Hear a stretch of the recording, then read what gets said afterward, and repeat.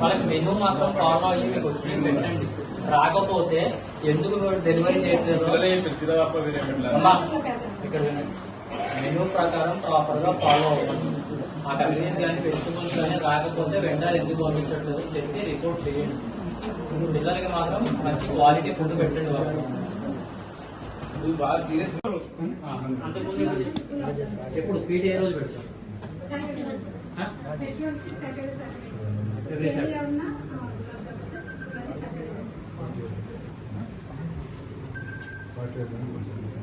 అందులో కొన్ని కష్టంలో పోయినా కూడా మీకు 45 అయితే ఉండదు.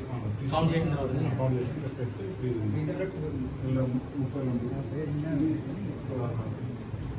చాలా తప్పలేదు.